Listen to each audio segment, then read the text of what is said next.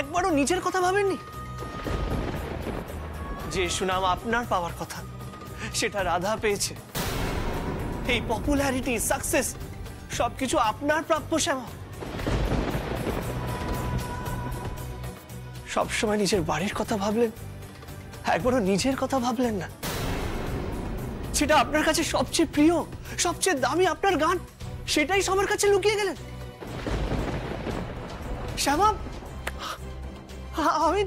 আমি spell bound, আমি অবাক হয়ে যাচ্ছি। এত বড় স্বার্থ ত্যাগ আপনি কি করে করলেন? কি করে?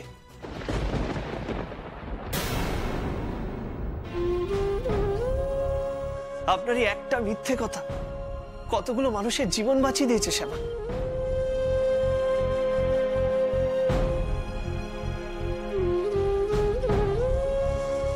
আপনার সরলতাকে আমি রেসপেক্ট করতাম শ্যামা, কিন্তু আজকের পর আপনার প্রতি সম্মান আরো কয়েক গুণ বেড়ে গেল।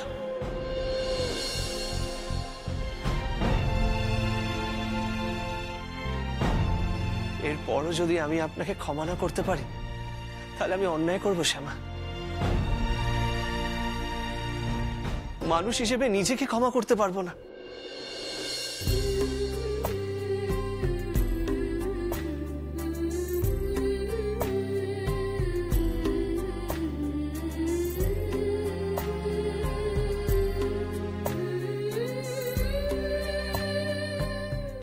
আপনার ওপর অভিমান করা আমার ভুল হয়েছে Shyama. I am really sorry, really sorry.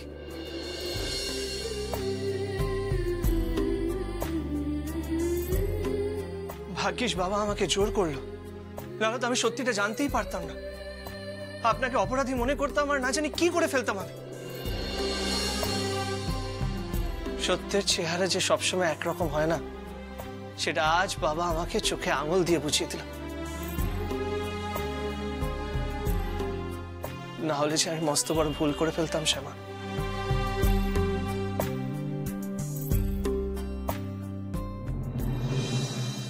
শ্যামা, সবকিছু জানার পর আমি আপনাকে দোষী মানি না। আসল অপরাধী তো মাসিমণি আর রাধা। আমি এক্ষুনি যাব, গিয়ে ওদের জিজ্ঞেস করবো যে কেন ওরা আপনাকে দিনের পর দিন এক্সপ্লয়েট করেছে। ওদের কি একটু লজ্জা করেনি?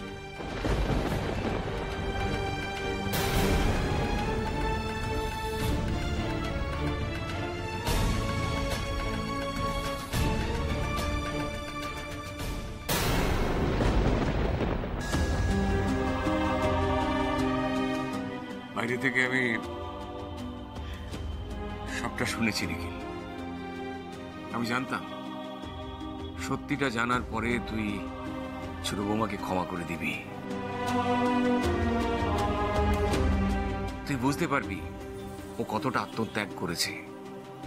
ওর ওপরে রেগে থাকা যায় না।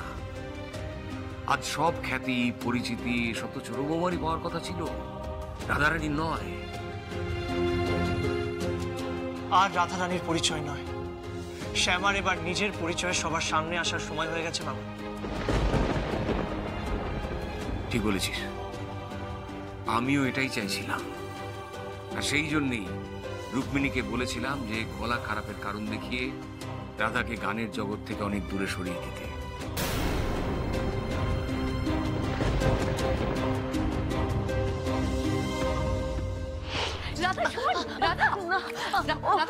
দেখো না তোমরা, আমার গলা দিয়ে সুর বেরোচ্ছে না। ও মেজো বৌদি, দেখো না আমার গলা খুব ব্যথা করছে। বাবা, তুমি বলেছিলে বলে রাধার গলা খারাপ নিয়ে দুজনে অভিনয় করছিল? হ্যাঁ, কিন্তু এখানে আরেকটা বিষয় আছে। রুক্মিণী কোনোদিন স্বীকার করবে না যে শ্যামা রাধার হয়ে গান গাইতো। তাতে ওদের মান সম্মান চলে যাবে। আর ওরা আমাদের আত্মীয়, তাই আমি এটা নিয়ে আর বেশি জোরাজোরি করিনি, আমি লোক জানাজানি করিনি।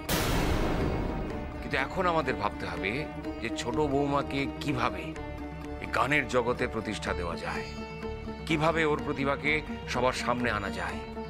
আর সেই সঙ্গে সঙ্গে ওদের পরিবারটাও যেন সুরক্ষিত থাকে।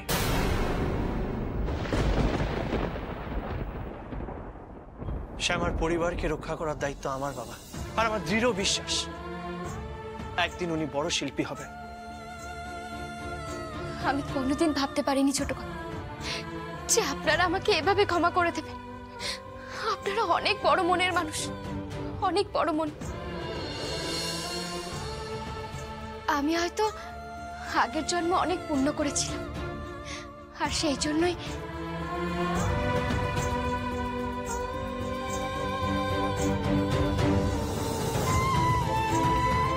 আপনাদের মতো মানুষের মাঝে আমি ঠাঁই পেয়েছি।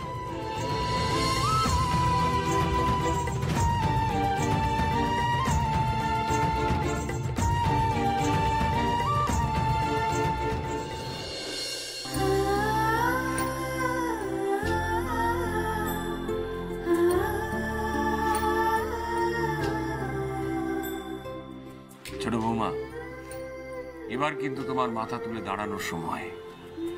মাথা নিচু করে থাকলে চলবে না। মনে রেখো, তোমার স্বামী তোমার সঙ্গে আছে।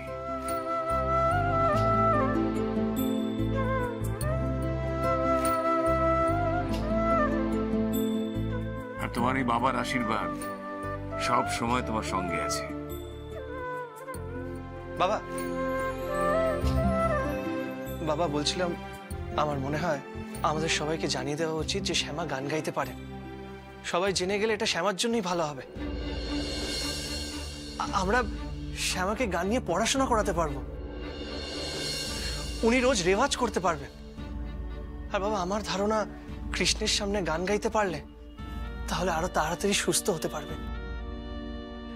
একদম ঠিক বলেছিস, কিন্তু ওই রুক্মিণীদের মান সম্মান বাঁচিয়ে আমাদের যা করার করতে হবে। ওদের ব্যাপারটা অহেতুক জেনে না আনাই মঙ্গল। আমরা এখন শুধু শ্যামার গান নিয়ে ভাববো, আর কিচ্ছু নয়। কিন্তু বাবা, আমি মাকে ইমিডিয়েটলি জানাতে চাই শ্যামা যে একজন শিল্পী, এটা মার জানা দরকার। সেটা তুই আমার উপরে ছেড়ে দে নিখিল। আমি ঠিক সময় বুঝে সবার সামনে কথাটা তুলবো, তখন তুই যা বলার বলে দিস।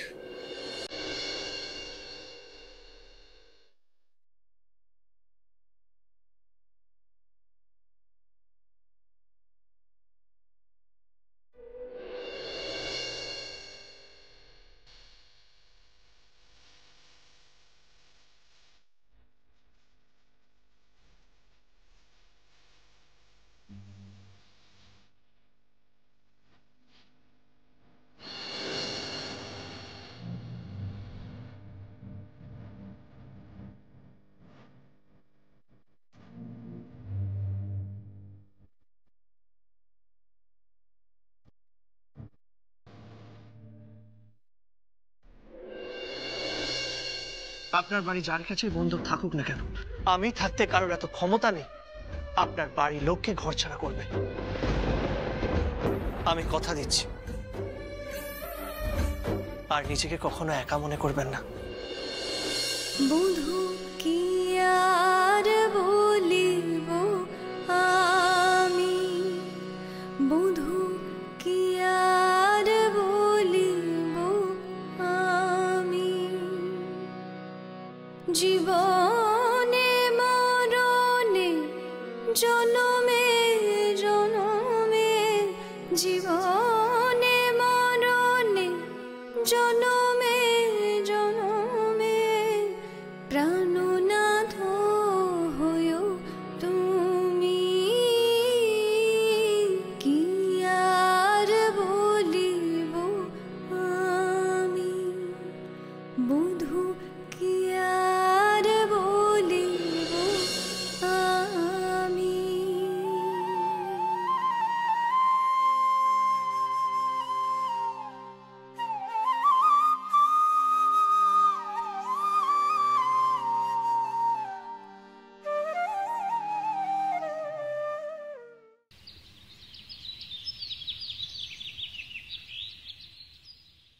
বাবা আরেকটা দিন। শোন না, নিজ বৌদির পছন্দের ব্যাপারে তুই কিচ্ছু জানিস না। আর এটা নিখিল, বেগুন মা, স্ট্রবেরি না। স্ট্রবেরি মাংস জানি, বলতে পারিস ঠিক আছে ঠিক আছে। এবার তোরা ওর পেছনে টাকাটা বন্ধ কর। এটা কিন্তু ঠিক না বাবা। হ্যাঁ ঠিক আছে, দেখছি। সুজাতা, হ্যাঁ ভ্যালেন্টাইন্স ডে খাওয়া দাওয়াটা কিন্তু জমে হচ্ছে, বলো কি? হ্যাঁ তা যা বলেছো, আজকে দিনটা খুব ভালো কাটলো গো। সকালে অনুষ্ঠানটা খুব ভালো হয়েছে, আর এখন আমাদের বড় বৌমার হাতে রান্নাও চমৎকার হয়েছে না? খুব ভালো। যে কটা দিন আছি এভাবেই যেন বাচ্চাদের সঙ্গে আনন্দ করে কাটিয়ে দিতে পারি, আমি সবসময় সেই প্রার্থনাই করি। এই বড় বৌমা, আমাকে মাংসটা আর একটু দাও না। হ্যাঁ বাবা। বড় বৌমা কি করছো কি? আরে আর দিও না, আর দিও। কি গো, একটু আস্তে খাও, একটু রয়ে শুয়ে খাও। আরে বাবা, আমরা জানি তোমার মনের বয়স বাড়েনি, তোদের বাবা এখনো তরতাজা যুবক, কিন্তু তোমার শরীরের বয়স তো বেড়েছে নাকি? হ্যাঁ, একটু রয়ে শুয়ে খাও, সেটারও তো খেয়াল রাখতে হবে। ও মা, শ্যামা যে দাঁড়িয়ে আছো কেন? খেয়ে নাও, তোমার জন্য বড় বৌমা চমৎকার সব রান্না করে রেখেছে, নিরামিষ রান্না। খেয়ে নাও, খেয়ে নাও, দেরি করো না।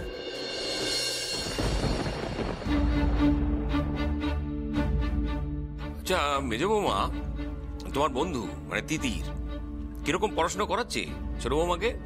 মানে ওর কোন বিষয়ে আগ্রহ সেটা কি কিছু জানা গেল? বাবা, আমার কি মনে হয় শ্যামা এখনো আসল কথাটা সবাইকে জানাননি, কিন্তু আমি ওনার কথাটা জানতে পেরেছি। তাই বুঝি? কি জানতে পেরেছিস? বল বল। বাবা, কি এমন জানতে পেরেছে তোমার ছেলে? কি এমন গোপন কথা? আর জানারই বা কি আছে ওই মেয়ের সম্বন্ধে? আমার তো মনে হয় একটু পড়াশোনা করলেই ওর পক্ষে মঙ্গল, জীবনের যদি একটা গতি টতি হয়। মা, আমি আসলে জানতে পেরেছি শ্যামার কোন বিষয়ে ইন্টারেস্ট আছে, মানে কোন বিষয়টা চুজ করলে উনি শাইন করতে পারে।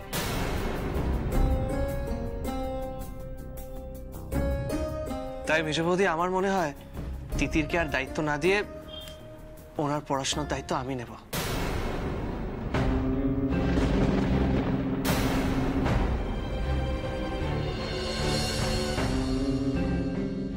নিখিল, শ্যামাকে পড়ানোর দায়িত্ব কে নেবে সেটা না হয় পরে আমরা আলোচনা করতে পারি, কিন্তু তুমি আসল কথাটা বলো, কি জানতে পেরেছো আমরাও একটু শুনি।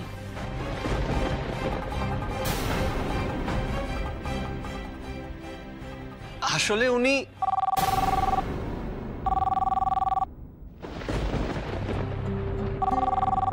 এই অরুণ, ফোনটা ধর তো।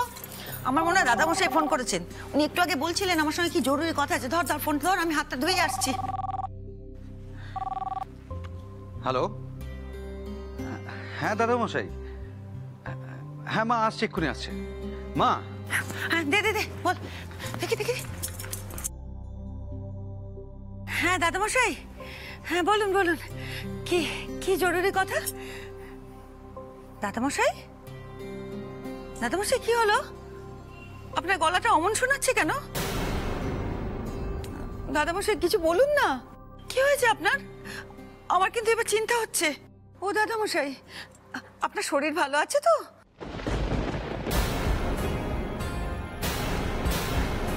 কি কি বললেন দাদামশাই? বিপদ? আমার নিখিলের বিপদ?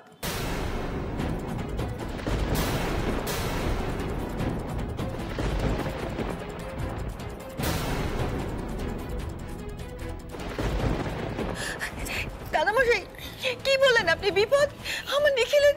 দাদামশাই বলুন না, কি বললেন? নিখিলের বিপদ মানে কি বলছেন দাদামশাই? দাদামশাই আপনি বলুন। হ্যাঁ, আপনি আসবেন কালকেই? আপনি কি বিপদ এমন হলো? মানে সাংঘাতিক কিছু যে কালকেই আপনাকে আসতে? না না, আচ্ছা আচ্ছা, আপনি বলুন না। আসলে আমাকে উৎকণ্ঠে রাখবেন, আমার সারা রাত দুশ্চিন্তায় ঘুম হবে না। আপনি বলুন না, এখনই বলুন। হ্যালো হ্যালো দাদামশাই, দাদামশাই আমি শুনছি, আপনি বলুন দাদামশাই, কিছু কিছু বলুন তো দাদামশাই। দেখি ফোনটা আমায় দাও।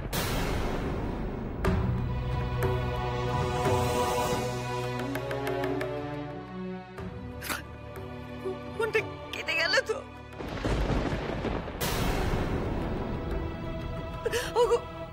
দাদামশাই কি বললেন?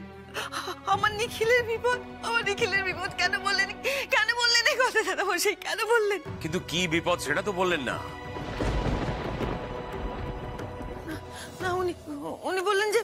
ফোনে নাকি বলা যাবে না, তাই উনি কালকে এখানে আসবেন, এসে সমস্ত কথা নিজে থেকে সামনে বলবেন। বুঝতে পারছি না নিখিল, কি বিপদ দাদামশাই, কালকে চলে আসবেন। আর কিছু বললেন না? না, কিছু বললেন না তো।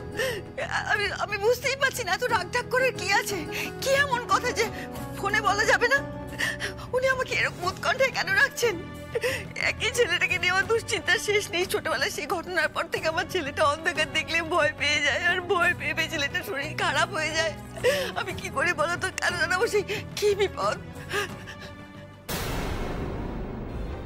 না না না, বিপদ যখন দাদামশাই বলেছেন। নিখিল নিখিল নিখিল, তুই কোথাও যাবি না, কোথাও যাবি না। তুই দাদামশাই না আসা অব্দি কোথাও যাবি না। বল কোথাও যাবি না, বল। মা, মা তুমি আগে থেকে এত টেনশন নিচ্ছ কেন? দাদামশাইকে একবার আসতে দাও। কি আসতে দাও কি? উনি যখন বললেন ফোনে যে তোর বিপদ, তার মানে নিশ্চয়ই কিছু একটা হয়েছে, কিছু একটা হয়েছে বলে তো। আর উনি তো বললেন যে তোর কুষ্টি আবার নতুন করে বিচার করেছেন, হয়তো সেখানে কিছু পেয়েছেন, নিশ্চয়ই সাংঘাতিক কিছু পেয়েছেন, কোনো বিপদের আজ পেয়েছেন। হয়তো তোর এই বিয়েটার জন্য কোনো অমঙ্গল। হ্যাঁ হ্যাঁ, হতেই পারে। এই বিয়ের জন্য তোর জীবনটা শেষ হয়ে গেল। এই বিয়ে আমি চাইনি।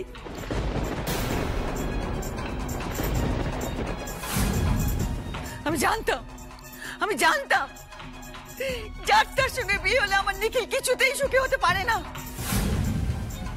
এই মেয়ে যত নষ্টের গোড়া।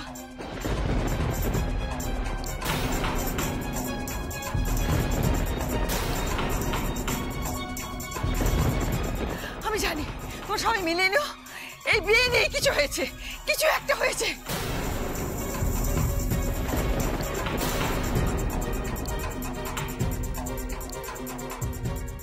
আহা, তুমি এখনই এত কিছু ভেবে নিচ্ছ কেন সুজাতা? বিয়ের পর থেকে কি নিখিলের জীবনে শুধু খারাপই হয়েছে, ভালো কিছু হয়নি? ভেবে দেখো তো, জীবনে সুখ দুঃখ পাশাপাশি থাকে সুজাতা, সবার জীবনেই থাকে। দেখো, যে যার ভাগ্য নিয়ে আসে, নিখিলের ভাগ্যে যা আছে তাই হবে। কিন্তু তার জন্য তুমি এইভাবে ছোট বৌমাকে দোষারোপ করতে পারো না।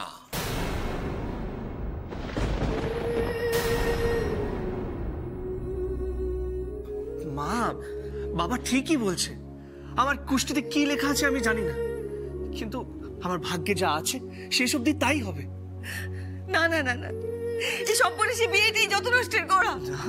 না দেখ না, আমি তো আর কিচ্ছু চাইনি নিখিল, শোনা ছেলে আমার। আমি তোর জন্য একটাই জিনিস চেয়েছিলাম, সেটাও তোর জীবনে করাতে পারিনি আমি। যত এলি তেলি যাত্রার সঙ্গে একটা বিয়ে দিয়ে দিল আমার ছেলের। আমার ছেলের জীবনটা নষ্ট হয়ে গেল। না না, এই বিয়ে আমি কখনো যাইনি, কোনোদিনও চাইনি। আমার ছেলের জীবনে আমার নষ্ট হয়ে যাবে চাইনি।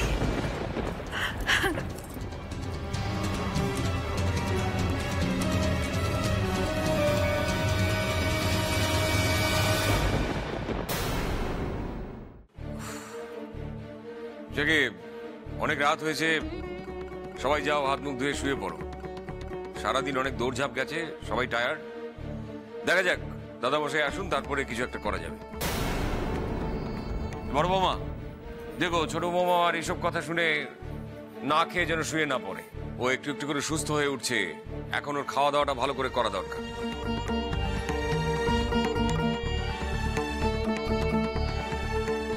সত্যি হয়তো আমার জন্য ছোট কর্তা আজ এত বিপদে পড়ছে।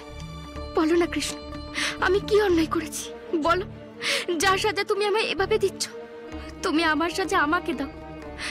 দেখো, আমার জন্য ওনার যেন কোনো রকম কোনো অমঙ্গল না হয়। যদি তেমন কিছু হয়, আমি যে মেনে নিতে পারবো না কৃষ্ণ, কিছুতেই না।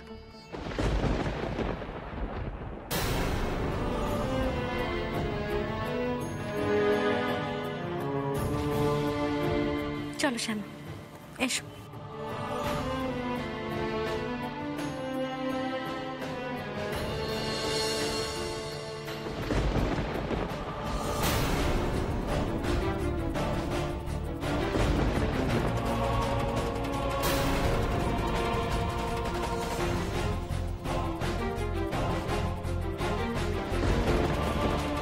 এসো।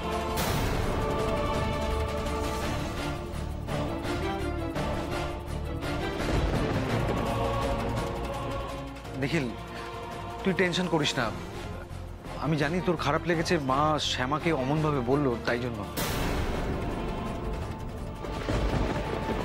দেখ, বিয়ের পর থেকে মা এরকম অনেক কথাই বলেছে, মানে সিরিয়াসলি নিস না।